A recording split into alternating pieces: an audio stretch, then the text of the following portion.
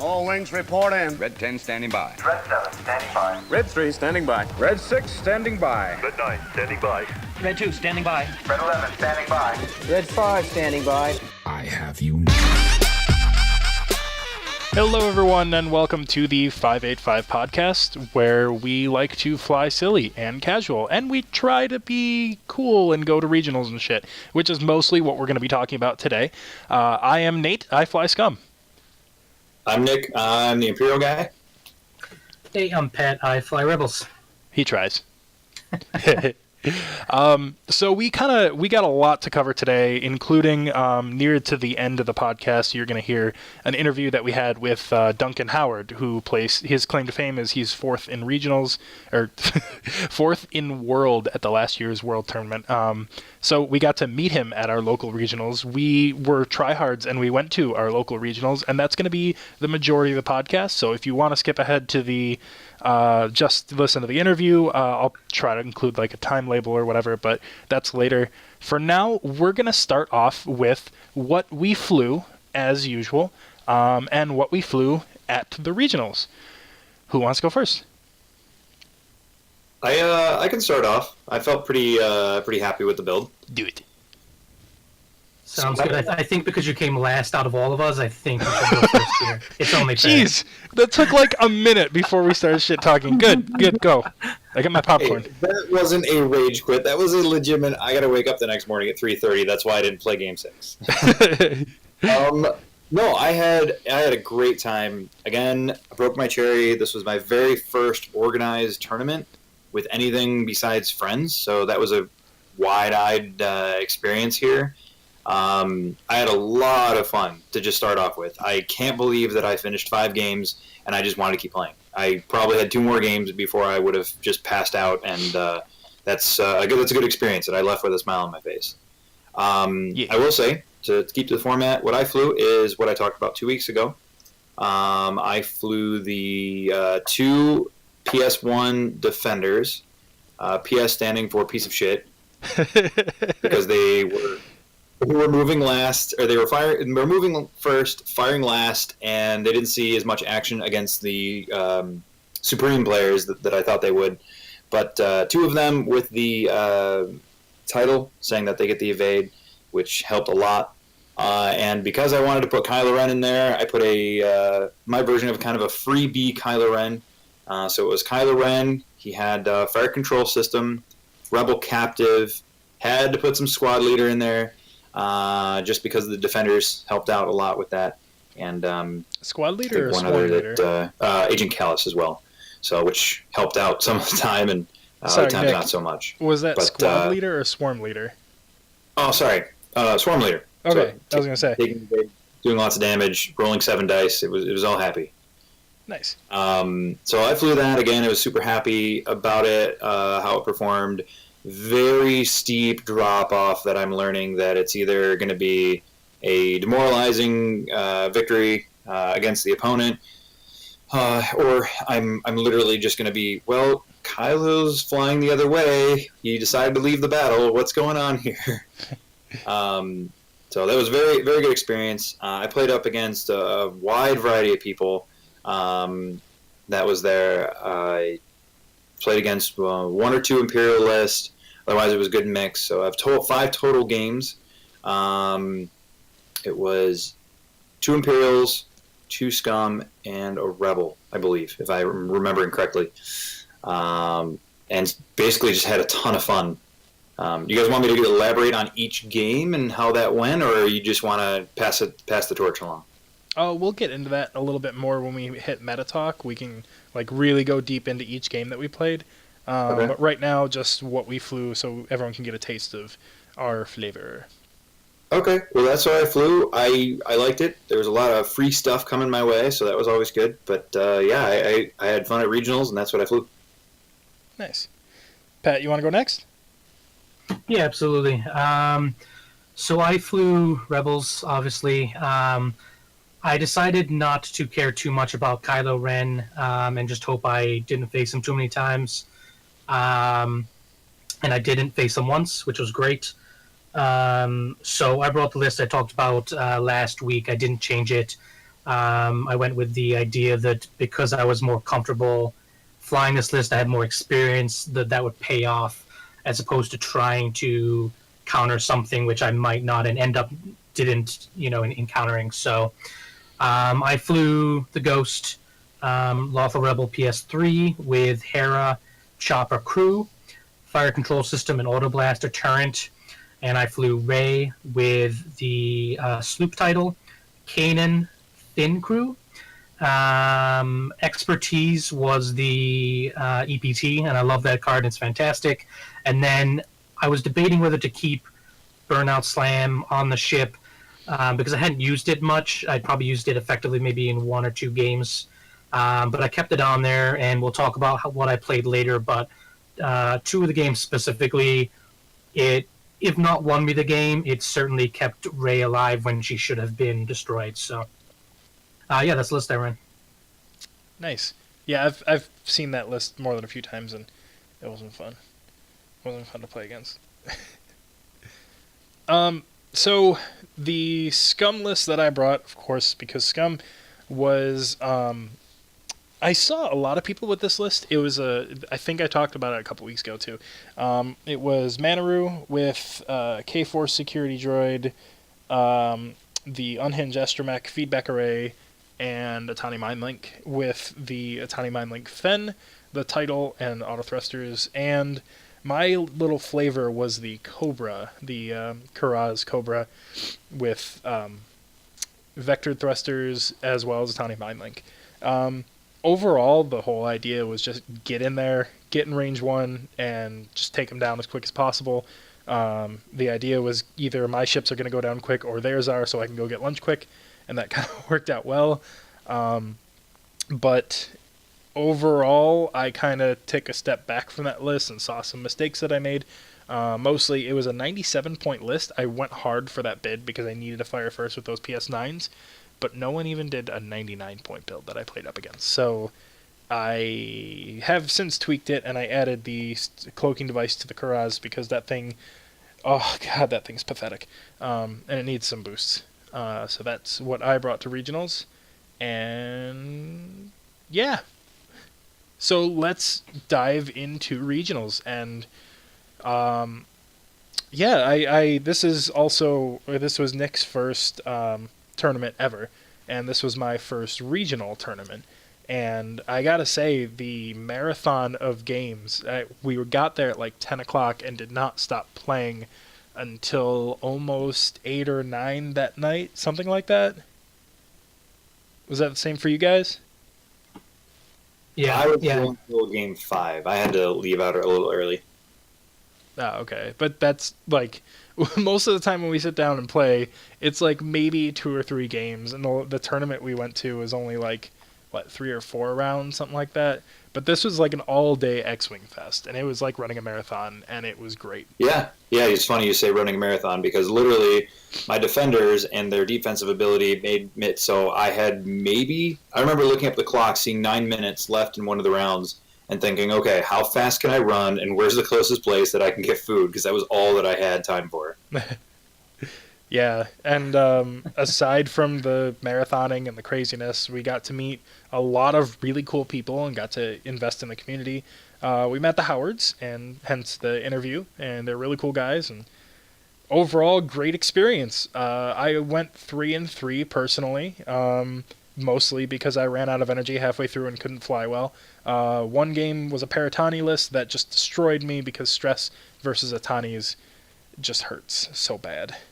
But otherwise, it was lots of fun. Pat, you said you had a lot to talk about. Yeah, so I went 2-4 in the end, and my MOV was good enough to get me into 11th, which 4 or 4 and 2? I guess He went that? 4-2. 4-2. Did I say 2-4? Yeah. I'm much better than that. I went 4-2, finished 11th, which was really cool. Again, my first regional as well. And yeah, we talked about this a little bit in the interview with Duncan, but I really felt like I ran a marathon in a good way. Like, I felt very accomplished, and so I managed to get some acrylic thermal detonator tokens, which is great because I love running bomber K-Wings. Nice. And I got $35 store credit. So that was pretty cool. I'm really, really proud that my first regionals, and the first time playing more than 3 games, I managed to go 4-2. I don't felt that I dropped off later on in the day. I felt like I kept going pretty well. I flew against some interesting lists. I don't know, Nate, do you want me to... I have them written down. Is that something you want me to go into? Sure. Go into, like, the most memorable games and why. Sure. So the very first game I played against was an interesting list. Really cool guy. He had 2 TLT Recon Specialist K-Wings. So they were, hyper accurate TLT shots. Unfortunately, I was rolling a 1 agility and a 0 agility ship, so he never used the focus. He would always just roll 1 or 2 hits and auto hit.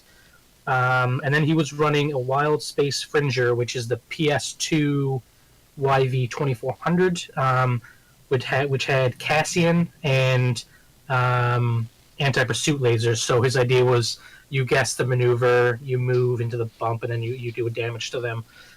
He only managed to Cassian once, and he guessed wrong. As soon as he got into range 2, I essentially just chose something you would never guess because I had a turret on Ray, so I just guessed something he would never guess. And what's Cassian do again? So Cassian is, if you're in range 1 to 2, you can guess your opponent's dial.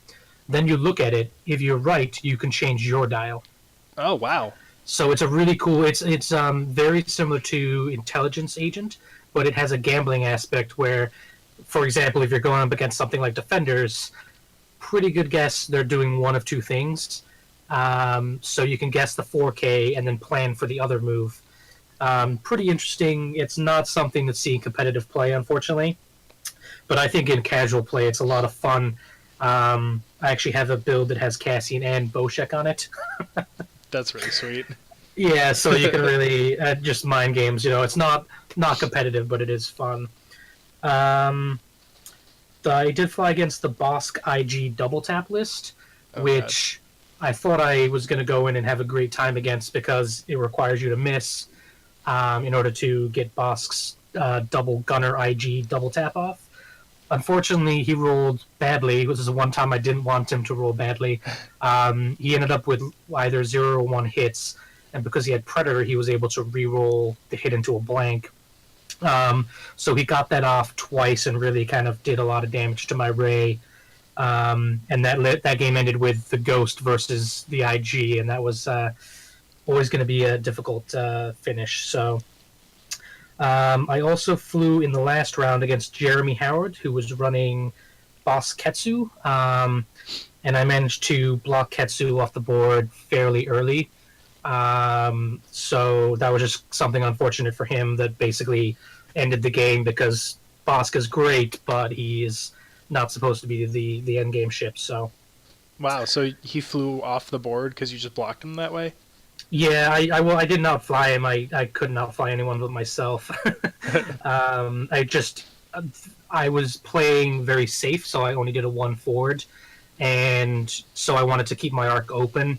And then I think he 3-banked in, and then he 3-banked in first because he's a 7 and I'm an 8, and then he had to go first. And I think the only thing that might have kept him on board was the 3 hard. And he was off by maybe like half a centimeter. Oh, wow. Yeah, so that was an unfortunate last game. And then the other list I lost to, so I lost to the Bosk IG list. The other list I lost to was actually a scum list. It had Kath and Drew, both at PS9, both with homing missiles, and a TLT Y-Wing. So that was pretty much kryptonite when they're, Kath and Drew are both VI'd up to 9. That really kills Ray. I think she was down to like 4 life by the time she fired. And then the next turn, she was pretty much gone. So going into that one, I always knew that was going to be a hard game and the closest thing to an auto loss that I played all day. I did manage to get half points on Kath and wipe out the Headhunter. So I got some MOV, which ended up mattering. And then the other list I played was a Wreck, so a Decimator, with no Kylo in it. It had Hotshot and Gunner, and then it had Countess Riot as the ace with it. And really nice guy. He's actually up in Toronto, and I'm going to be heading up there in April for their Prototype League event. So hopefully we'll get to have a rematch. But he took Wreck the long way around the board, and I beeline for Riot and melted Riot before he could come around, unfortunately. And from there, it was always going to be difficult, even with that, 3 dice turned to take down both the Ghost and Ray. So Yeah. And yeah, that's what I played. And like I said, came 11th, which is a really great accomplishment. I won the first 2 games, lost the second 2, and then won the last 2. So Why would you say that's such a great accomplishment? Is there any specific people that you may have beaten this tournament that you may want to mention at all? you mean our interviewee, Duncan Howard? Yeah, I don't know what you're talking about. Yeah, I mean, get good. I'm better. That's fine. If I ever went to Worlds, I would have come in 3rd at least. Oh. I mean, I'm just kidding. I had fun. I'm just happy that I got as high as I did. Again, like we've all said, considering it's the first regional we've been to, and the first time I played more than 3 games, I was very happy with the results. So. Yeah, I had pretty much the same kind of idea. It's great. It was a lot of fun for me. Nick, did you have any memorable games or anything that really stood out to you that you wanted to talk about for the regionals? I had, I definitely had a lot of good memories. I can give a brief overview here. The very first time I sat down, I was crazy nervous because it was the first time ever going out and playing someone else besides like a friend, and it was a blast. I sat down and first played, I believe it was Ren with Finn and Poe in the X-Wing 70 model, and that one worked out. But man, Kylo Ren just he had the old damage deck, and I took that I forget what the damage card's called, but the damage card, it's a pilot, and it says it erases the pilot ability as well as the EPT, and in the EPT he had Snapshot and knew that we were going to be a close-knit battle, so I managed to sneak a crit through, cancel that out, and the rest was history. It was just kind of a downhill fall for him. The defenders just did exactly what they needed to do, move, K-turn, turn around, take actions, and then Kylo just had him kind of on a straight shot. So that was memorable. That was great because it was the first game. It was the first time I saw someone fly Lambda. In one of my losses, someone flew Lambda. It was who else? Omega Leader as well as Ryad. And I knew what I had to do, and he knew what I had to do, unfortunately. So I kind of chased down the Lambda, but it's interesting because I've always seen fortressing, where he just kind of sits in the corner, you let him bump, you bring him out slow. This Lambda literally went from one end of the board and racetracked all the way around the board before I was able to take him out. Because he had a little bit of defensive buffs. It wasn't just him with Pelp. It was him with Pelp and system, one of the upgrade cards that turns the a hit into a focus. So I was out actioned a little bit and fell quickly to Omega Leader. Kylo Ren didn't really stand a chance as he was just trying to chase him down. But I think the biggest, the next battle that I had, another loss, I literally just tried to joust Bosk and another scum ship, a large scum ship, and they managed to one-shot. It was literally one shot. Kylo Ren, being a PS6, didn't even get a shot off with Squad Leader. Okay, so I started off with 56 points of 2 defenders against 2 large ships that didn't even take 1 damage yet. So that was an uphill battle. But I think the most memorable was my very last game. I remember looking at the clock, seeing an hour and 15, and I was like, all right, how are we going to play this? And the guy was obviously a conservative, strategic mind, similar to mine, so it was an interesting matchup. And I remember looking up at 45-minute mark and saying, we haven't fired a shot. Literally asteroids were in the center of the board, kind of tracing from like the northeast corner to the southwest corner, so it was kind of diagonal but grouped. We intentionally did that, thinking, who's going to be the one to cross the picket line, because he had a Scum Y-wing with Auto Blaster and something else, but the Auto Blaster stood out. And they needed the Shadowcaster, I believe, the one that adds the stress, gets the free evade. He was the big guns, and then he had Manru over the corner that he didn't use as a blocker. He used to feed, and it was in a tiny mind link list. Well, we forgot a few things here and there that I think both of us should have caught, but it was very, very, very interesting. And just a half an hour in, and we're doing the dance, and we're dancing all over. Not a single shot was fired until finally, I think he shot at Kylo. He put 1 damage on. I used Kylo's ability. I'll show you the dark side to put blinded pilot on him, and then one of my defenders was able to deliver. And that kind of left another round of not really firing at each other before we had to come back and make another pass. So that one went all the way to time, an hour and 15. I remember it was game 5 for us, and the judges were just standing there like, are you guys done? Because we had dials. Not one ship was brought off the board. He took half my Kylo, so he took 22 points, the way Kylo was up at 44. And I took half his Shadowcaster, which was 40 total points, so he got me by 2 points on that. But it was a phenomenal game. It was down to the wire. I just sneaked Kylo in at the very last maneuver as his Y-Wing, which I was able to maneuver out of the game pretty much the entire game, thinking that I don't want auto blasters coming on any of my guys. So we were very defensively maneuvering all of our ships very well. And I think what it came down to is I moved Kylo in the way, so his Shadowcaster had to bump me. Well, that meant the Y-Wing actually bumped his Shadowcaster, leaving him at range 1 of Kylo, with 2 defenders lurking in the background saying, here, take my evade. Please, throw 7 dice at his face. He had I don't think he had any damage on the Y-Wing at all, but it came down to the very last chance. Kylo actually got a range 1 shot at him, and it was 1 dice away from just absolutely decimating the Y-Wing, wiping off the board, and that was at time. So it was 1 dice away from me taking the MOV by about 30, 40 points or so, because the Y-Wing was pretty stacked. But it was absolutely amazing. And one thing I have to say throughout all this experience is that I extremely appreciate the Rebel Captive. I think Pat originally turned me on to that, and there was a few times I kind of doubted, but against that Atani Mind Link list, when one guy got stressed, the whole list got stressed, and just because they fired at Kylo Ren, it was very simple and straightforward. I felt that so bad. I ran. Yeah, it's probably the best Imperial crew in my opinion, because you can put it on anything and it's an effective card. Right. Well, me and Nate were discussing this. So if I'm up against an Imperial list with my Imperial list and I have a Rebel Captive, would the opponent just not care?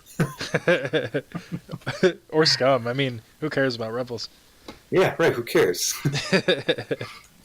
Maybe there's a bounty on his head and the Scum got to take him alive. Ah, that makes sense. To be fair, Kylo was probably going to rage on him before, so he's going to be in pieces. Like the console. Fan fiction incoming, everyone. Watch out. Well, that was awesome. I got to actually see the last bit of that game, that exciting game you're talking about. Yep. I kind of felt like because the game was going to time, everyone started crowding around the table to watch it, but there was so much excitement in that last round that just everybody was on board, and when that last dice came down, it was just, there's all kinds of, so close. It was great. Yeah, and there's something very scary, like I said a few podcasts ago, maybe 2, maybe 1, that when you throw 6 or 7 dice at someone, if they're target locked, I mean, every opponent I've gone against, whether they were winning, losing, they didn't care, there was no hope left, every one of them just saw the combination of, one was a 3 hits, 3 crits that came down, and the opponent just, like, their jaw dropped. And I think that was their very last, that the crits kept coming onto that Y-Wing.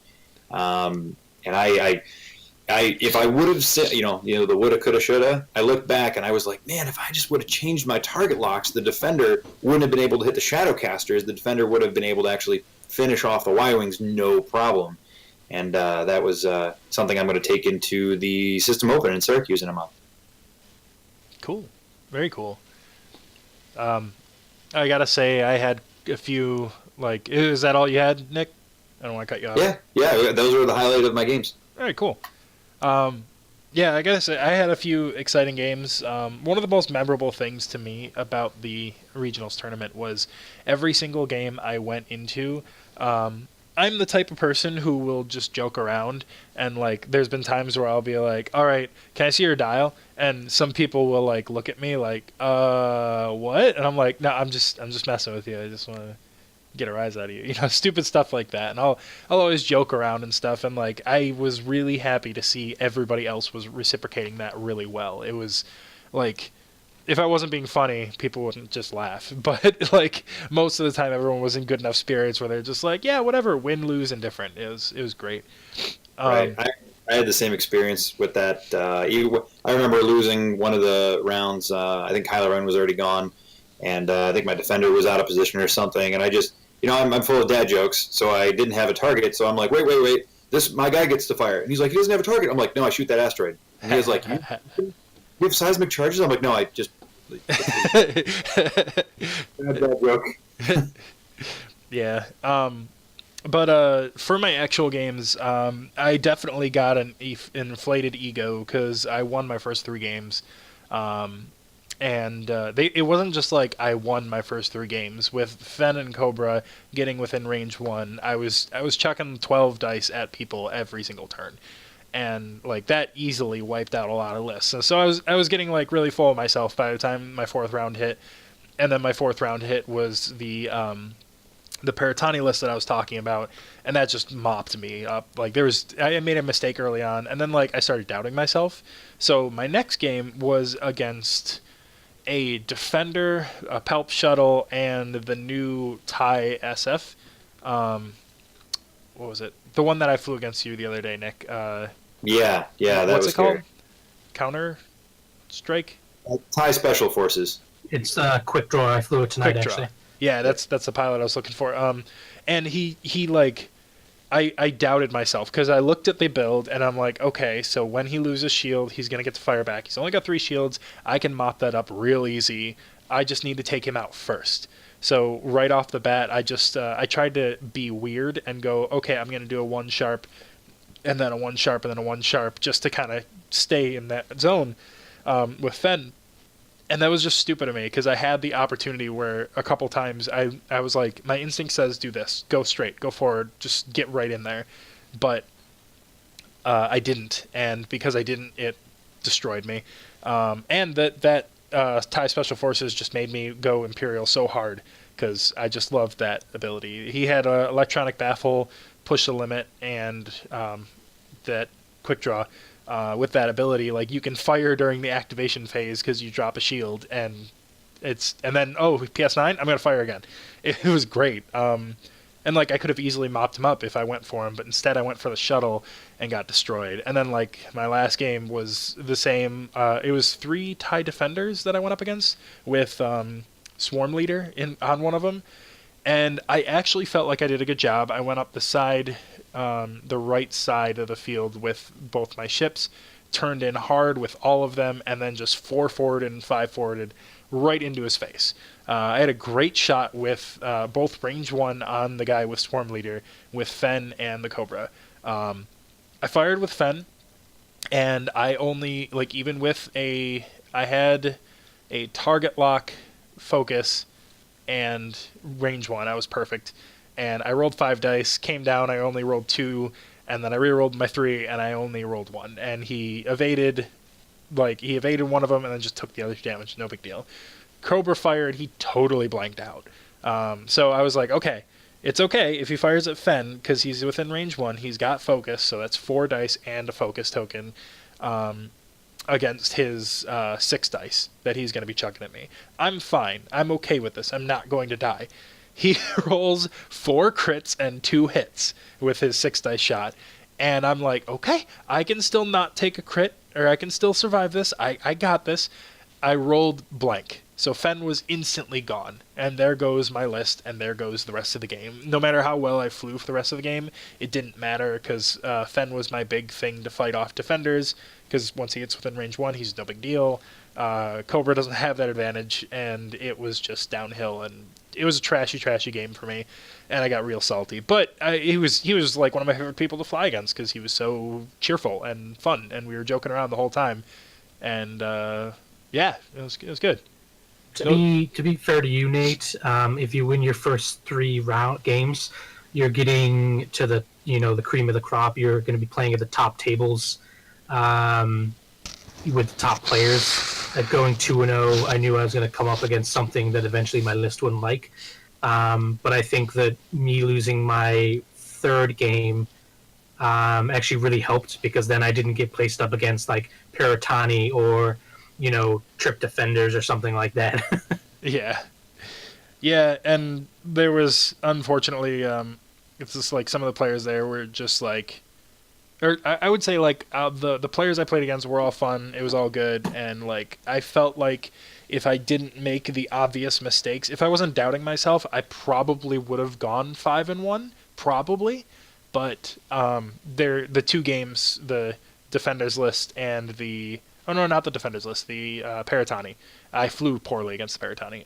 The Peritani and the other list that I went up against, the Pelp, the one with the Pelp and the Thai ISF. If I didn't make those horrible mistakes right away and was doubting myself, I would have done a lot better. But did the list that had Palp and Quick Draw, the Thai SF, did that also have Vader in it by chance? No, that was the champion, right? Yeah, yep. I wondered whether you played him or not. No, my guy had a defender as the 3rd shuttle. Okay. Yeah. But yeah, that's overall great experience. Can't wait to do another regional tournament. That's all I got for that. So would you guys mind if I just kind of did a quick overview of the top 8 lists, the people that made the cut? Yeah. None of us made it to day 2, but go ahead on day 2, or who made it to day 2. All right, so I won't name names because I don't know most of them. I will tell you that 2 Rebel lists made it, 2 Scum lists, and then 4 Imperial lists made it. So starting with the Rebels, we had the triple K-Wing Bombers list, also known as the Galaxy Note 7, which I'm really glad that list made it, because I love that list. I only have 2 defenders, otherwise I'd fly it. The other list was similar to my list. It's a Chewie in the Millennium Falcon, and then the Lothal Rebel. So instead of Rey, he has Chewie there. I don't know the details on what upgrade cards he had there, but the 2 Scum lists that made it were both Peritani. So that says something there. That's just clearly the most powerful Scum list, possibly the best list in general right now. And then something interesting for you to note, Nick, is the only Wave 10 ships, I think, to make the cut were the Upsilon shuttles. There was 2 of them, and they were clones of each other. So they were flying the Upsilon shuttle, and both of them had Palpatine on it. So I know there's been some debate about whether, putting Palpatine on the Upsilon shuttle is a good idea because of cost. But clearly it worked. 2 of the top 8 had that. And they both had Omega Leader, and they both had Defender, which I believe was Ryad. Okay, I did see that, and it was pretty good. Yeah, so that's very interesting to me, because you can really go one of 2 ways. You can keep it as cheap as possible and throw the Emperor on there like you do the Lambda, or you can put Kylo and deck him out and say, come shoot me, bad stuff happens.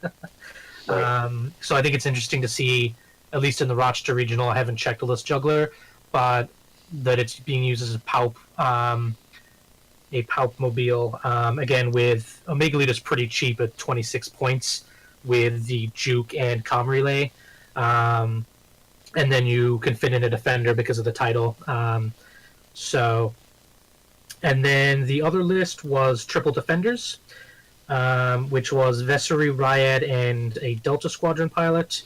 And then the last list, which was the eventual winner, was a Palp shuttle with the Palpatine. So it's not the Upsilon, it's the regular Lambda shuttle.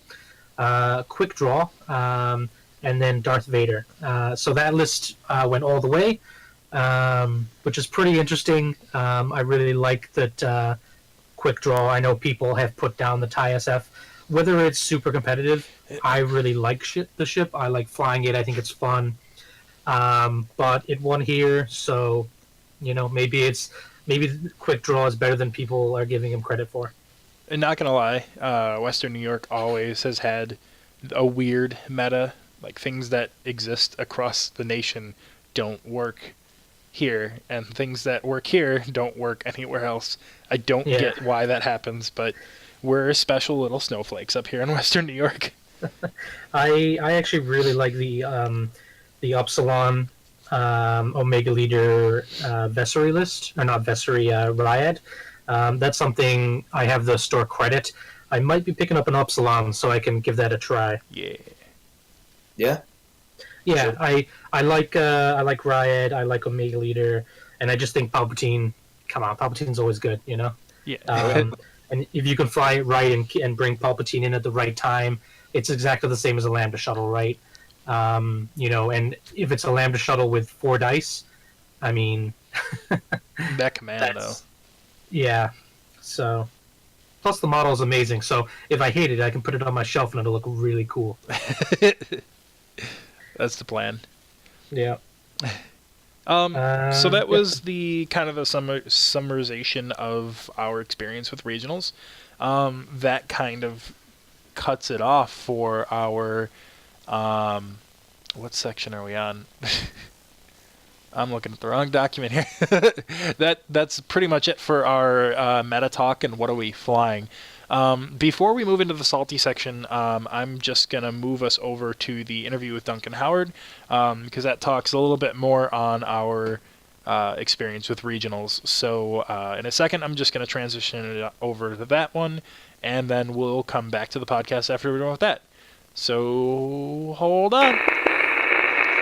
Hey everyone, this is Nate Moore with the 5v5 Squadron, and we just got back from regionals, not just, but like just enough. And one of the people we ran into were the Howard brothers, and Duncan Howard's here with us.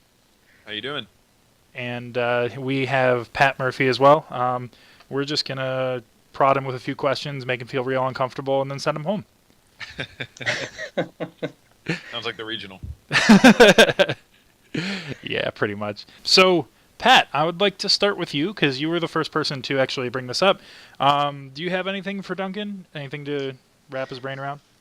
Yeah, sure. So, like Nate said, we've been very casual for a long while. The Rochester Regional last weekend was our first regional. So I kind of wanted to pick your brain. Obviously, we're going to the System Open. How did you find the Rochester meta? We have kind of a reputation for being diverse, and at the regionals there was, for me at least, the lists I ran into, every single one was different almost. So how did you find the Rochester meta? Do you think it's in other regionals and in like things like System Open, is it going to be more, will you see more Peritani, more defenders, things like that? I actually, looking at the top 8 and maybe top 16, I thought it was exactly as I expected. Barely any Wave 10. I think the only good Wave 10 ship was the Upsilon. There were 2 of them in top 8, 2 Paratanis, PAL base build, Triple K Wings, Swarm Leader Defenders, if I think I'm remembering all that right. So it was diverse. I never faced the same list twice, but once I got up to the the 3-0 bracket, I started seeing stuff that I expected to see. It was very representative of some regional results I've been looking at. Gotcha. Yeah, and I didn't quite get up there. I went 2-0 to start, and then it went downhill from there. So I think I went into the middle where people were experimenting a little more. Oh yeah. I had a really good day. I was 4-0 and then just dropped to 4-2 and down to 16. So. Yeah, my games ended quickly, so I was able to walk around, and I think I saw the game where your Karner was off the board a little quicker than I expected it to be. Oh my god, that was awful. I think that might have been round. The only times I lost Karner was round 5 and 6. I think it was 6 where he just blanked out every single defensive roll. Like at first, auto thrusters and the evade token were saving him, but then took 2 from a Fen at range 3, and then took 2 from a Fen with no mods and a weapons failure. I have no idea. Yeah, it was bad. Yeah. I remember seeing your post on Facebook where you were like, "Oh, I rolled 2 hits, no big deal. I just got to avoid this with my 3 or 4 dice or whatever." And there goes my ship, gone. Yeah. Karnar had 2 haul and an evade token, and Fen with no mods only rolled 2 crits. And I was like, okay, this is manageable. All I have to do is roll 1 symbol. Nope. Okay, well, how bad can the crit be? It might be double damage, whatever. Oh, it's double damage. Of course. So I have a decimator at like 10 versus a full Paratani list. not an easy win for that, but I lost. Yeah. I only lost to the eventual champion and eventual runner-up, so I feel a little better about it. That's Yeah, nice. yeah, for sure. Yeah. I gotta say, personally, coming from the regionals, like, I won my first 3 games like in a row, and that built up my ego something serious. And then just getting destroyed by the next 3, I was like, hey, I should, and maybe I'm not that good at this game. That's what's so weird about regionals. Like, the first couple rounds can be a total crapshoot about what you're gonna face. Like, sometimes you face. I think one time I faced this random list round 1, and then another time I was like, how did this guy get to 2-0 right now? He's like, oh, I had to buy it, and then my friend had to leave, so he scooped me or something like that. It was like, and this dude, I have no idea what he was flying, and I'm like, this guy's in the 2-0 bracket. I was really scared. He had something up his sleeve. I had to read his cards 20 times. Right, because if you're up there and if you plan to be up there and you want to be up there in the top tables during a regional, you basically are prepared to play more meta lists. Whereas I think our friend Nick, was kind of hovering around the middle of the pack the whole day and was like flying some bizarre lists from people who just kind of wanted to try them. I mean, don't get me wrong. Every list, like any list, can be bizarre, and that can give you somewhat of an advantage. If the list, like the Dallas regional winner, the guy with the 3 G1As and Leechos, all with Mindling, Yeah. who beat the triple K-wing list. I mean, like that, he probably had an advantage there that people didn't know how to approach it. So that can give you an advantage, and that's that's always a big thing if you know you can beat some of the best meta lists, and then you have something that people don't expect. Yeah, that's true. That's very true. Mhm. So I guess a kind of a follow-up question. When it comes to something like a system open at this level of play, what kind of advice would you give to maybe someone of our level, or maybe even less? If you're just deciding you've played casual for like 6 to 12 months and you just want to show up to a system open, what's some advice from an experienced player? There's got to be tons of it. So I'm gonna start with the basics. Definitely get enough sleep, eat a good breakfast, don't overload on coffee, stuff like that. Stay hydrated, get food, all the big things. I found a really good one is compression socks. That's actually so that's all the non-tournament stuff you can do. Definitely play a list you like. You're gonna have burnout if you play a list you don't really enjoy, but it's good. I've picked up Paratani and I don't enjoy it. So if I flew it for 9 rounds in a row, I'd probably feel drained. That's actually the night before I was gonna switch up my list to a 3 HUD hunters, 3 quad jumpers, just to like really screw with people. But Pat and I played the night before, and at the end of one game, I was exhausted. I'm like, not flying swarms. Yeah, you got to fly something you like, and it's a benefit that if it's good, right? Because the meta is so diverse now. You could probably find a list that you enjoy in there. Oh yeah. I mean, don't get me wrong. Some people enjoy flying Paratani. I'm not going to bash them for that. I might. Yeah. Yeah, no, you didn't enjoy. You found it kind of tedious, and my list is just 2 big base rebel ships, and I was considering not taking that as well, just because Kylo is kind of a little bit kryptonite, especially on the decimator. But I stuck with it because A, I enjoy flying it. B, I've had a lot of practice with it. And C, it's one of those lists where normally the game doesn't go to time. So if I'm having a bad game, it's over quickly. Exactly. That's why I liked Ketsu Bosk a couple weeks ago. I flew it at the West Virginia Regional, and it was just like, oh, I'm done in 20, 30 minutes. I can go relax. Yeah, exactly. I think your brother threw that list in the Rochester, right? Yeah, he's been flying it for a little while. It's pretty good. It's point and shoot, and then you just leave a good end game for Ketsu to clean up. It's good for regionals, long events, alpha strike lists. Yeah. And the PAL bases, like I used to fly all the time. It got to the point where it was a little less draining as time went on because you've played it for so long, but it's draining and you go to time and you just go from round to round, no breaks. Oh yeah. Right. Yeah. So I actually had a question on you about. I actually had a question for you about where you came from before X-Wing. I remember you mentioning you said you've only been playing the game for about 2 years, which is pretty much where me and Pat are at. And I mean, you're fourth in Worlds, and we're starting a podcast. But I want to know. You mentioned that you played Magic before. How would you say that being competitive in Magic or having a game similar to X-Wing without the spatial awareness under your belt going into a game like X-Wing, which is now becoming more like Magic? And a follow-up question, what color deck would you play if you built your build as a deck? I'll remember the color one. The Magic is, I mean, it has a lot of similarities that you can like kind of bring into most other games, right? You gotta have strategy, you gotta plan, you can bluff, and then you can read your opponent, right? I mean, that's kind of helpful, but I mean, the community was the reason I left Magic. I used to play because it was a good time to go out and see friends who were playing the game. Gradually, friends ended up quitting. I didn't have time, so I just quit that. The community here is what makes this game great. I mean, you go to events, you see all your friends again, like people traveling from around the world. Not, actually, there are some people I see. Like I think I saw Jerry Russell there. You'd see him at random events around the country sometimes. So it's a good time to see everybody, and everyone's pretty friendly regarding the game. Yeah, I'd say like I have had nothing but good experiences with the community. I came from Yu-Gi-Oh competitively, and the community there is just, it's gross. So coming into a community that everyone like wants to talk to you and like is actually enthusiastic, and the whole time you're playing an hour and a half round, no one's like ready to jump down your throat. It's just like, yeah, we're having a good time. No, it's a great time, and that's part of the reason I love it. And we're all centered around the same. What is the word I'm looking for? I guess.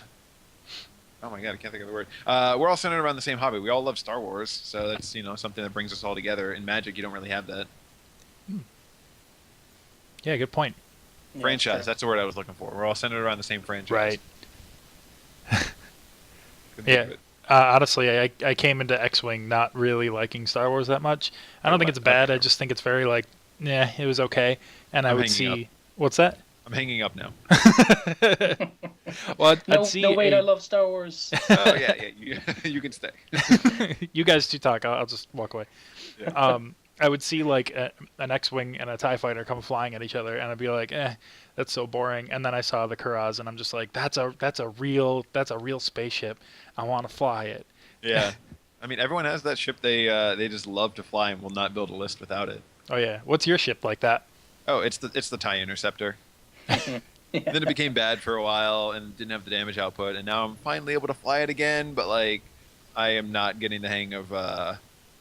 I can't think of a name for the list. I'm trying to decide, but I'm gonna call it Racker Jacks for a while. But I like it. For me, it was the K-Wing. I think that was the first ship I got after I bought the core set, and man, the slam action was so great.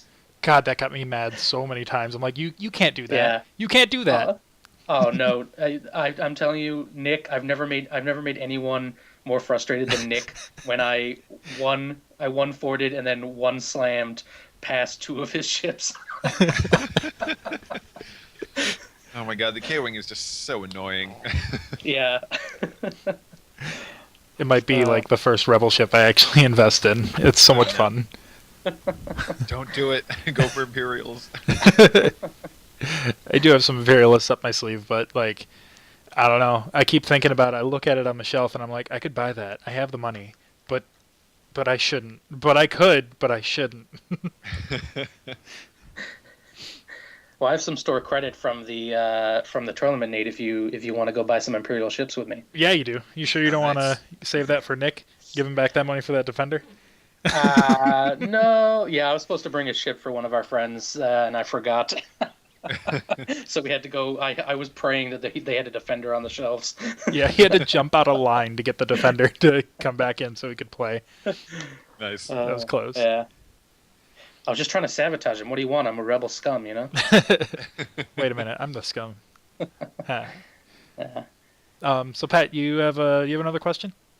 Yeah, the last question that I wrote down with the intention to ask was really about Wave 10. Like I think you mentioned it earlier, but I saw lots of Upsilon shuttles. A couple of them made the cut. I saw one TIE Striker from a list of a guy I know. And then aside from that, I didn't see any other Wave 10. I didn't see any Quad Jumper. I didn't see any Sabine's TIE or U-Wings. Do you just think people are need time to get the hang of these ships, or do you think any one of them will come in like a little later on, maybe for the system open, and make an impact? Or is Wave 10 more of a not pushing the limits when it comes to, a power curve?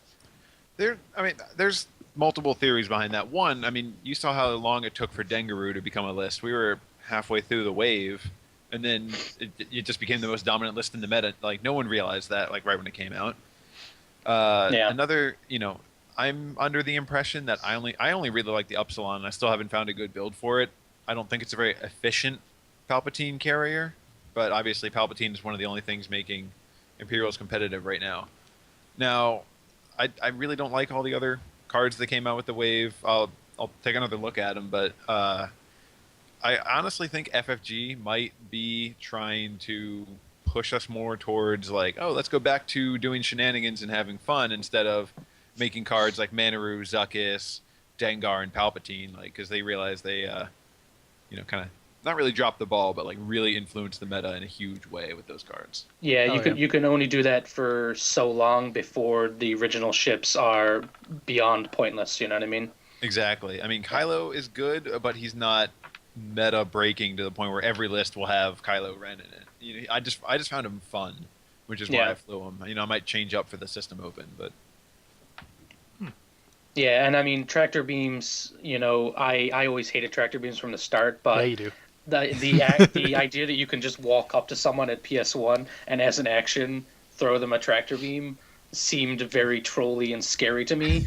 Yeah. So I was legitimately surprised that I didn't see any quad jumpers there, and I'm wondering, because they're not that many points. You could throw one or two of them in a list and still have plenty of points left over. I'm wondering whether we're going to see that, like someone takes a Saj out of Paratani and puts in 2 quad jumpers or something. You know what I mean? Maybe. Asajj is just so efficient for the points. She doesn't die. The problem is, if you noticed, there were so many big ships that day. Like, all Scum builds have 2 big ships. A lot of Imperial builds have at least 1, whether it was the Decimator or the Shuttle or the Upsilon or something like that. There's just so many big ships, and you're like, oh, I just sacrificed myself to do nothing. Yeah, like I said, I ran the Ray in the Millennium Falcon, and I ran a Ghost, so my list was impervious to any tractor beam whatsoever. Yeah, exactly. That's another reason I like the Decimator. It's like, oh, you want to tractor beam me? All right.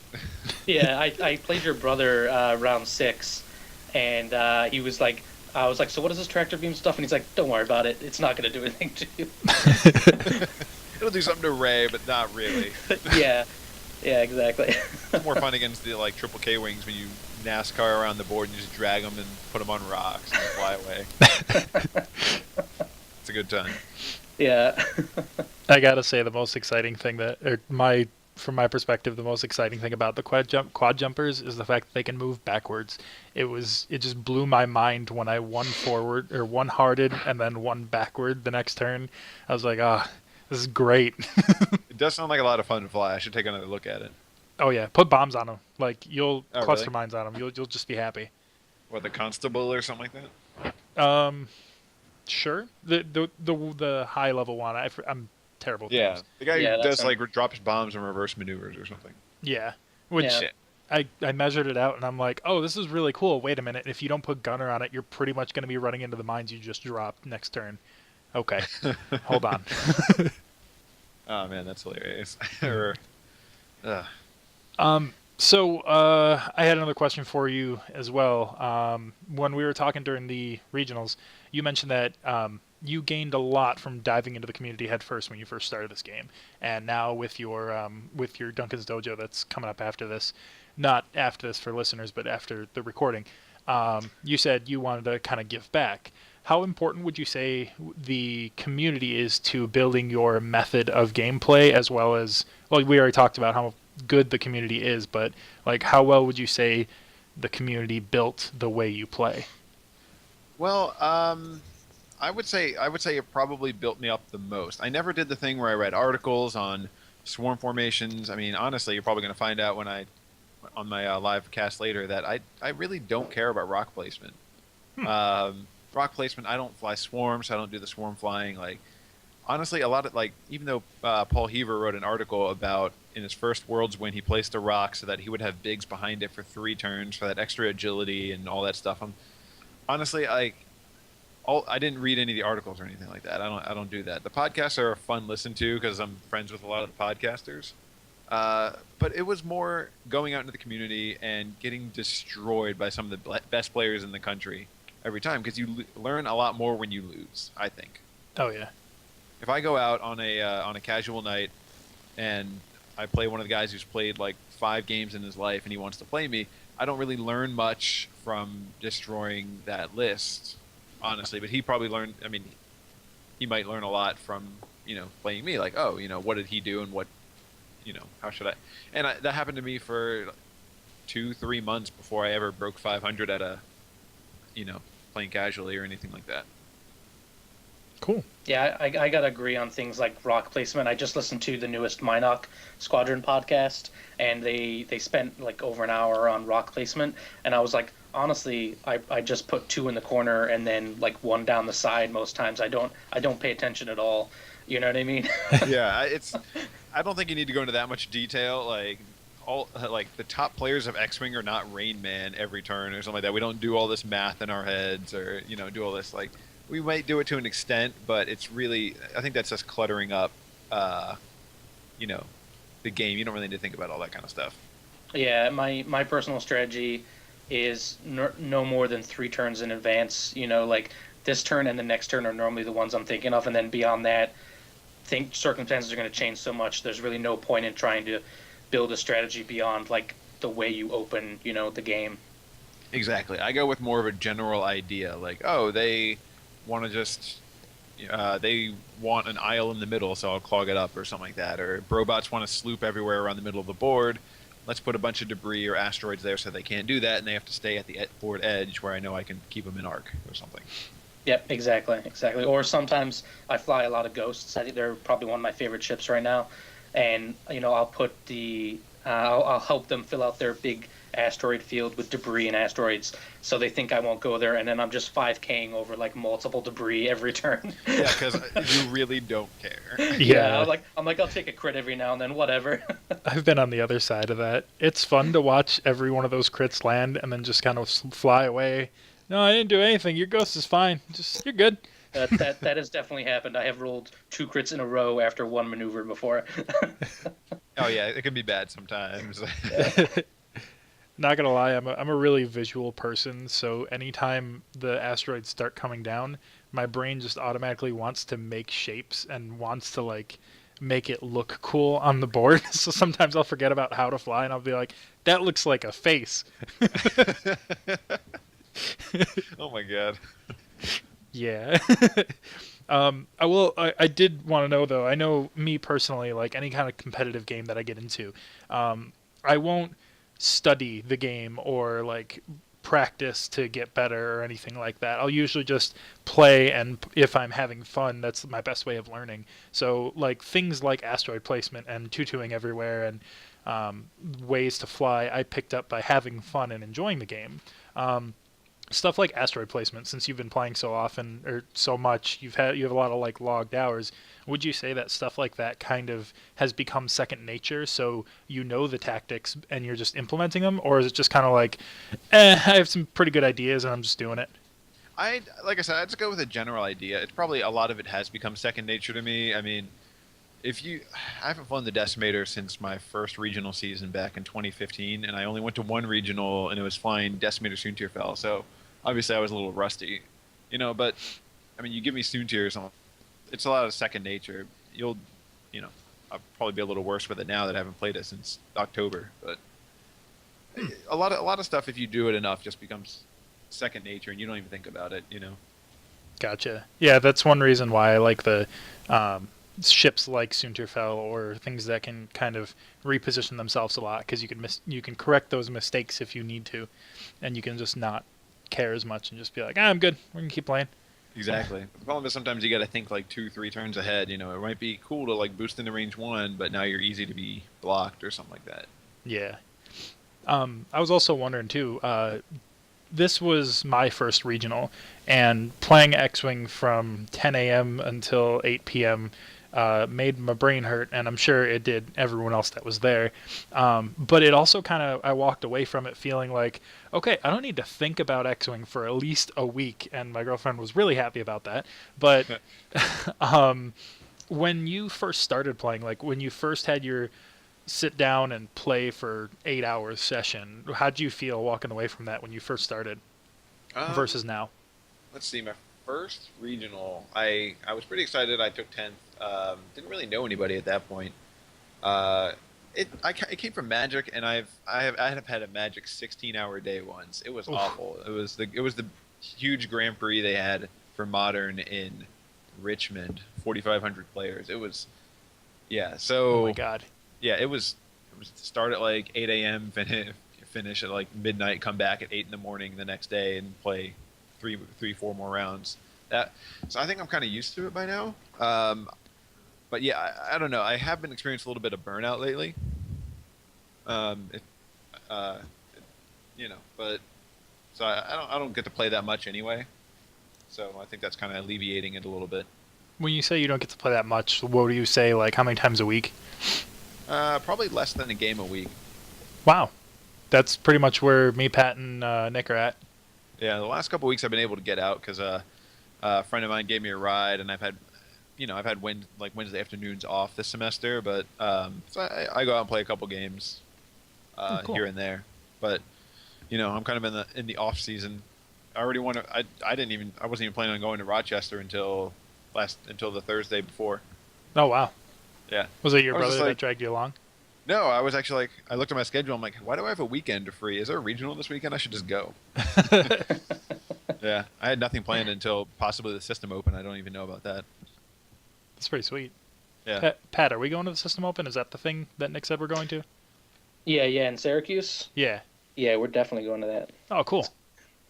At the very worst, it's a weekend away in Syracuse. So yeah, if we bomb out the second day, we can just hang out and find something to do. Yeah. That's kind of how I felt walking away from the regionals. Like at the end of the day, I was like, nope, I'm gonna go sleep. I'm done. But like midway through the day, when I got to that point where I stopped caring and started flying really casually and stuff, I was more excited about looking at everything else that was going around on the other tables and how everyone's experiences and just talking in between games. Yeah. No, it's a good time, and there's always good people to talk to at these tournaments, Oh yeah. Yeah, exactly. And Case in point. I honestly felt like I had run a marathon afterwards, but in a good way. You know what I mean? Like you broke through the barrier. I'm one of those weird people that I don't eat breakfast, and then I didn't have time to grab lunch. So the first meal of the day was after I think my 5th game. Oh my god. Oh jeez. And I went and I just got the biggest sub that they sold. Nice. Yeah. But yeah, I've never played more than 3 games, but I felt like I felt really good after playing my 6th game. I didn't feel like super, like I wanted to lay down, but I didn't feel like super tired. You know what I mean? I mostly my feet hurt. That was it. That's true. That's why I advocate for 1, eating breakfast, and 2, wearing compression socks, because then your feet don't hurt at the end of the day. Switching from sitting to standing too. Yeah, that's true. Yeah, when you mentioned that during lunch, I was like, I now have a reason to get those. I've been looking at them for a while, but yeah. Well, I have them for my job, so I was like, let's see if these work for an X-Wing tournament. And they do. Oh, cool. So your job keeps you on your feet all the time? You said you're nursing? I'm going to be a nurse come June. Oh, congratulations. Cool. Thank you. Yeah, my cousin's been doing nursing. He's got master's in philosophy, and he's also a nurse, and like he Wow. wants to combine those two fields, but is having a hard time with it. But I wonder how we would do that. Yeah. What's yeah, his... I'll figure it out. There's tons of stuff to do in nursing anyway. yeah. It'll come Yeah. to him. I don't know if I could ever do the medical field. Just being around sick people and seeing the insides of people is like big no for me. So I find it a lot more fascinating than gross, so maybe that's me. it's like it's fascinating until you look up at their face and it's like, oh, you're a person. Oh God. That's true. Sometimes. Yeah, that's just me though. All right, well that's all the questions I have for you. Pat, do you have anything else? No, I think actually I'll ask you a last question, kind of like a wrap it up question. Final. All right. It'll be like a fun question. If you could take one pilot ability from any ship and put it onto another ship, which one would it be? Oh my I God. like this. Take one. There's just so many that are good. It's hard to think. I need like a squadron builder in front of me to look at all these things. Okay, we have to go with Imperial, obviously. Naturally. Oh my God, no idea what I would do. I think there's just so many good combos. I honestly have no idea. It'd have to be Omega Leader on someone. Omega Leader's ability on someone. I don't know. That's a good ability. That's an awesome ability.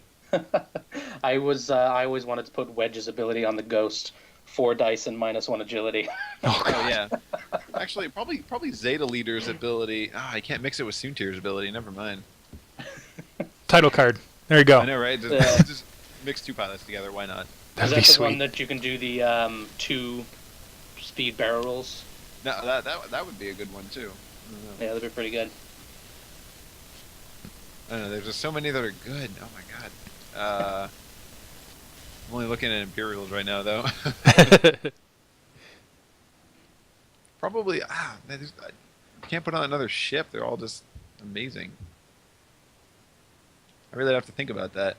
The Inquisitor's ability on almost anything would probably be awesome. Yeah, that's true. What's the Inquisitor do? Everything's range 1. Oh, Yeah. yep. Mm-hmm. Yep, so good. Inquisitor's ability on Fenral. Oh, why not? Like I said, title. just mashing 2 pilots together is the better way to go. Yeah. Pat, you got me thinking, and I think I got one for that. Okay. Biggs' ability, the Yep. tanking ability, on the Star Viper, the lower level Star Vipers. Interesting. Because Alright. that ship needs to live. Dear God, let it live. Actually, you might want to do Biggs' ability on a lot of things. You could do Biggs' ability on a Decimator and put Rebel Captive there. That'd be nice. Oh, Yeah. oh, Or on the Kylo Ren shuttle with Rebel Captive. Why not? oh. Stop it. or make them shoot a TIE X7 Defender first, you know? Well, we don't want to make our opponents kill themselves. I mean, it's I gotta say, going to these tournaments and stuff, like I spend some time online or listening to podcasts, just seeing and playing with new builds, and it's where I get a lot of my starter ideas. But going to these tournaments, you really get to see the best of the best brought out. Like I didn't even know this existed, but I think it's Backdraft with Push the Limit and Electronic Baffle. Nice. So you PTL, gives you a stress, you use Electronic Baffle to get rid of it and take a damage, and because you took a damage, because you have shields, preferably, you get to attack before combat even begins. Which, you're talking about Quick Draw, Quick not Draw. Backdraft. Yeah. okay, yeah, he that happened to me before my Manaru got to pass the focus tokens, before my Atani Mind Link went off on some of my dudes. It was the weirdest thing. I'm like, okay, so you fired at me, now combat starts. Okay. And like, I love Ben's seeing not those dead combat. already. Yeah. But I think that's all I got for you. I wanted to say, though, thanks definitely for coming. Did you have anything you wanted to plug? Anything you were working on? Nothing I'm working on, not in secret. No, no, I'm just kidding. No, I have no idea what I'm going to fly for this system open. Rack was a good time, but I don't think it's the greatest thing in the world. I'll figure it out. I got a month and a half, right? Yeah. Yeah. I might see you guys there if I can end up making it. Cool. Yeah, we're definitely going to be there. And you're doing, if people want to, I know you've been doing some Facebook Live videos. If people want to check out those videos, they go to the Nova Squadron Facebook page, right? Yeah, and you just go under, oh my god, I should be there right now, I think. And you just go under the side and you'll find up videos. There's not many people that take videos in Nova, so I should be one of the first ones. I've only done 2 so far. We're doing a 3rd. Yeah, you just go to videos on the side, and I think I'm on the top bar right there. It'll get pushed down as I do more videos. Cool. All right, awesome. Yeah, if they want to take a look at it, and if anyone has any suggestions on subjects I can do. Oh yeah. 'Cause, it's kind of hard. I'll throw stuff your way. I'm always thinking about X-Wing. It's like I got like a 40-minute drive to and from work, so I'm always thinking about X-Wing while that happens. Yeah, I just until I can get like a live streamed game, which is what a lot of people seem to want, where I talk about why I did whatever maneuver I did. It's difficult to talk about subjects that people haven't covered already, but I'll give it a shot tonight. Yeah. If you are ever in Rochester again, just give us a shout out, because I'd love to do some live streaming with you. I got the setup for it. All right, sounds good. I'll probably if I can make it to the system open, I'll do a quick live broadcast right before we start or something. Oh, that'd be sweet. All right, I'll probably see you guys there. Yep. Thanks, Sounds Duncan. good, Duncan. Thanks. Thanks for having me.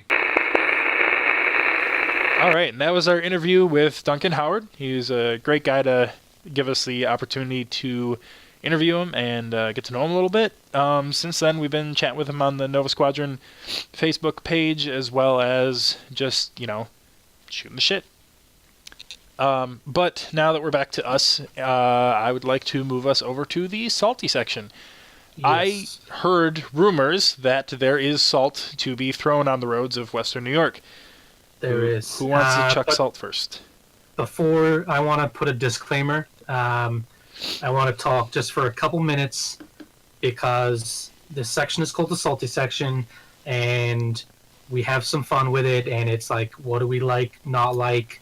But I feel like we need to just kind of chat about it being kind of a lighthearted thing, and not just a place where we can complain about something that we particularly didn't like.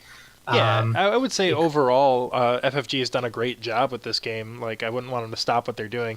But, I mean, every game has things we'd like to complain about. Plus, it's fun to complain.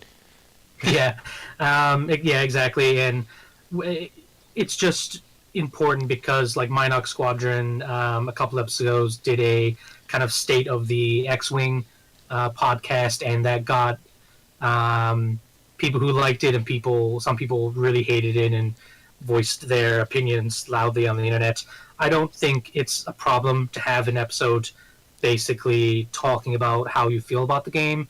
It's their show, so I didn't have a problem with anything they said, even if I disagreed with some of it. If you look at the Rochester meta, there was tons of lists there that were completely different. It's not like half the field was Defenders or half the field was Paratani. That's not the way it was. I mean, yes, the cut, once it got to the top 8, you're seeing the Paratani, you're seeing the Mind Link, you're seeing the Defenders, of course you are. But that didn't overrun the event. There was so many different lists. I doubt there was more than 3 or 4 lists that were the same as each other. So it's lighthearted. Yeah, except for Bosk. So this is very lighthearted. It's, something we wish would be in the game or something we wish wasn't in the game. Defenders. So I just wanted to let public service announcement. We don't hate X-Wing. We love this game. This is just lighthearted and good fun. Yep. With that said, let's complain. Nick, you've been quiet for a while. There's a reason. I had a great family fun experience at regionals. I take the game at a 6 or 7 out of 10 serious level, despite what my bank account shows. And No, I've enjoyed the whole experience pretty much. There's always times where I want to make it more serious, kind of like any other games in my board game selection where I want to take it serious. But I guess the two big things that I'm just salty about are kind of what Pat was saying before. Is it is a game, Fantasy Flight. They did a great job with this game, but the idea that there's just certain ships that just do beat other ships kind of doesn't level the playing field. That's one of my salty things, and that'll remain one of my salty things, as well as the idea that when they there are just certain lists that will just beat certain lists. So ships that beat certain ships and lists that beat certain lists, they're just going to happen. I mean, there's sometimes you go up and no matter how much you think, no matter how much experience you have, there's just going to be things that you just sit there and go, well, it's game's not over. Let's have some fun, but on a competitive level, there's just not much you can do the way the game's designed. There are just certain lists that don't beat Palp Defenders or Dengaroo or Mind Lake. You know what I mean? Yeah. But I mean that's okay. Once we're 10 waves in, and we've only joined like 3 waves ago. So I don't think it's a problem too much. The ships beat other ships. I think I mentioned this like last week or maybe in the first episode. My only fear is that I want to fly the A-Wing, I want to fly the B-Wing, like the ships from the original trilogy. So I'm very much hoping FFG understands that and like will make sure that these ships continue to see play, even though we've got all these new movies coming out with like the new TIE Fighters and the new X-Wings and all the new Rebel content, etc. Right. Yeah. So I guess my salty section input is about Wave 10 specifically. I kind of talk about it a little bit in the interview with Duncan Howard, which you've probably heard by now.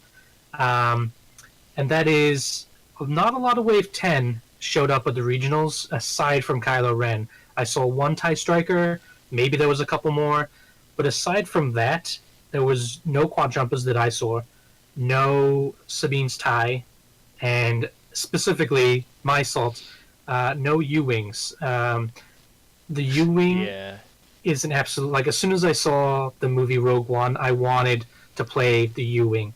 And I've tried it in so many lists. I've tried, lists that have 3 of them with torpedoes. I've tried the 4. I don't have 4 of them, but I've tried it. I've tried doing it as a support ship. And for me personally, the ship just melts. And I'm glad that FFG, is not taking the route that every ship they release is constantly better than the other ones, because otherwise at that power curve, the game would quickly get out of hand. But I really, really, really want the U-Wing to be competitive because I really want to fly that ship. And the only way I've been able to justify the investment in it is not to invest in it. The only time I've flown it where I think it's worth it is I'll put Hera on there and I'll put Fire Control System, and that's 26 points for the PS2 one, which fits in nicely with maybe like 2 aces or something like that. That's not bad. I know a lot of the people originally had the build with Jyn Orso and Jan Ors, where if you've got 2 ships in arc, you can give another ship at range 1 to 2 focus and evade. But that is a lot of points and a lot of luck needed to get those 2 ships in arc, make sure your other ships are range 1 to 2, and not bumping yourself. I just don't think that list works, and I think it costs too many points, if you put then Fire Control System on it or something like that. If you go for any of the named pilots, they're not too much more expensive, but in my experience, even with the title flipped over to the 2 agility, it has really just melted in the face of anything average in the meta. So I was really hoping that it would be better, and I'm wondering maybe if, we've got Jabba the Hutt coming out with this new Scum Epic ship. I'm wondering whether they're maybe going to plan for some new Rebel crew. We haven't had Obi-Wan in the game. We haven't had Yoda in the game. I'm interested to see whether they maybe drop one of those cards and try and make the U-Wing similar to a Lambda shuttle, which it really isn't right now. I don't think you can fly it. There's nothing valuable enough that is game-changing enough to put it on there and then have it fly in the background. I just don't think that's what it's for. So FFG, please release some awesome but not overpowered. I don't want a Rebel Palpatine, but really something cool for the U-Wing. And if anyone has any U-Wing builds, I am happy to put them on the board, try them out, at any time. Even if they keep burning down, I want to try and make the U-Wing work. I have one list, and Nate, I'm not going to say the list, but I think you know what it is. Is it the one I sent you? Oh, What's no. that? No, I know the one. Never mind. Yeah. I will not spoil your fun. I might bring it to the System Open if it works out fun. Ooh la la. So that's something I'm considering flying, and then we'll see if maybe that can work. I want it to work. That's my salts. U-Wing, great model, great ship, fantastic in the movie, not worth flying. You sound like me in the first episode. Except instead of U-Wing, I was complaining about, I think, the Star Viper? Yeah. I don't know, I like to complain. Nick, You want the Star Viper to be good because it looks so, like, it's such a cool model. So same with the U-Wing. Like, you look at those models, you want to put them on the board and play with them. But yeah, like it's the same thing, right? Once you put the points into the Star Viper, it's gonna die. Yeah. And then it's a lot of points wasted. Yeah. Makes me sad. I would say I have some salt, too, for the first time. Like, actual salty things that are stupid. Salt.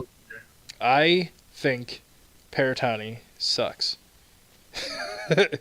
I've flown up against it. I've flown it like 3 or 4 times at this point. And every single time I've flown it, it's boring as hell. It's like you played a time and that's about it. But then, like, I've flown up against it, not as much. But dear God, is it just boring to fight up against? And it's not that it's not good, or it's not that it's too OP or anything. Just like the game's become so boring, and any list that makes the game boring makes me just not want to play the game because I want to throw a lot of dice, I want a lot of excitement and arc dodging, and I want cool stuff to happen. And with Paratani, it's just like, nah, bro, I'm just avoiding your shit. Don't worry about it. I think with Paratani 2 is one of those lists where if you look at all 3 of those ships, there's no, like, shoot this one first. You know what I mean? Like, maybe I would say Manaru, but that's only because Manaru is the easiest one to kill. The fact that Manaru is the easiest one to kill and the one maybe you should kill first when it's a 2-dice turret, and then you're leaving Fen Rao and Asajj for late game against whatever's left of your list, that is really problematic. I actually haven't played against Paratani. I know how I would fly my Ghost Ray list against it. I would because Asajj turns off expertise, I would probably try and just melt her as quickly as possible. Or I'd go for Fen with the Auto Blaster turret, and I'd leave Manaru hoping that I could get it one-on-one with one of my ships. But it's a very hard matchup for a lot of lists. Yeah. It's just boring. Like I want to go crazy with the shenanigans, and FFG has done a great job making the game very shenanigan heavy. But damn, this is boring. So you're flying 6 quad jumpers. That's what you're telling me, right? I wanna. Can I? No. I'm gonna run the Sea Rock. I'm excited about that. That's gonna happen soon. By the way, we're gonna have an epic episode one day.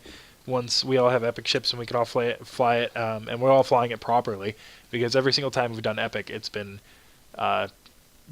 nothing. Just like we just mess up the rules so bad, and then we're like an hour in, and we're like, there's no correcting this. We're done. We've also been playing at 500 points, which I feel like we should bring it down to the normal 300. We only did that to make the game once. a little more manageable. Yeah, did we? Yeah, we only did that once. Otherwise, it's been the normal 300. Okay. And the 500 was just kind of like, eh. It was fun for what it was. I would do it again, but like, it's a slog.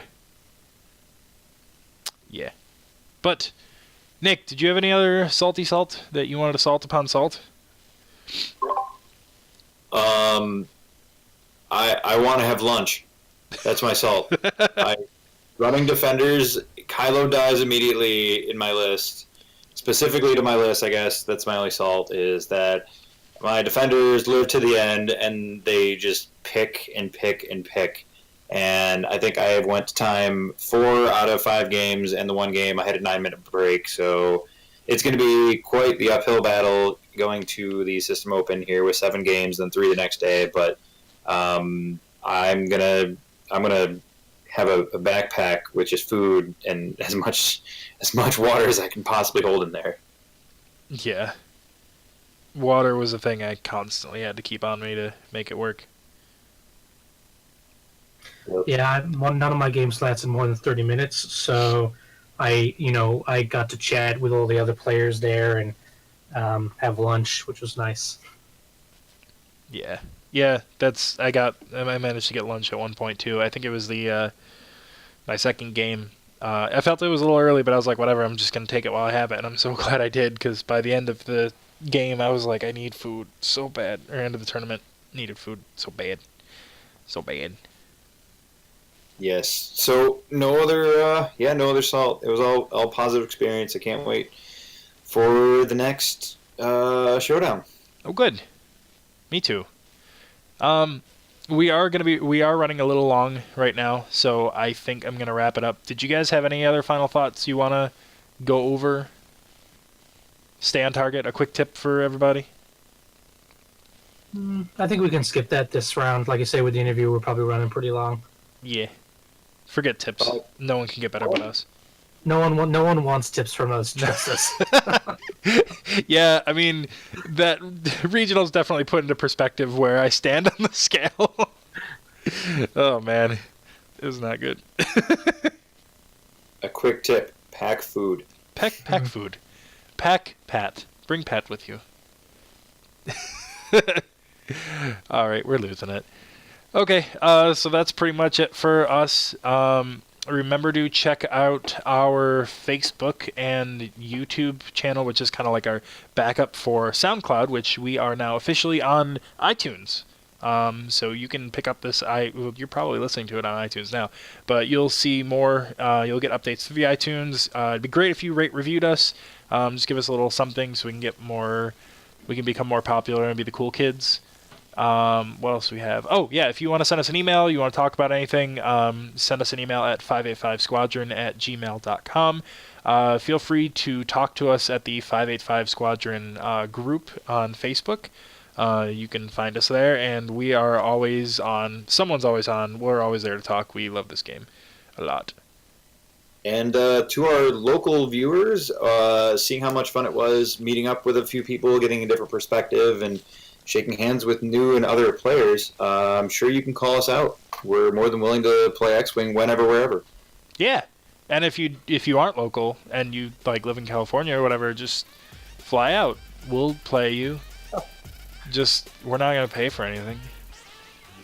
I have a spare bedroom. You can stay at my house. Yeah, no, I don't. I'm not even gonna feed you. You take care of yourself. Thanks, guys. All right. Thanks for coming. Thanks for listening. I'm Nate. There's other people on this podcast, I guess. Bye. Sorry, I was lagging for a second. Bye. All right. Bye. Bye.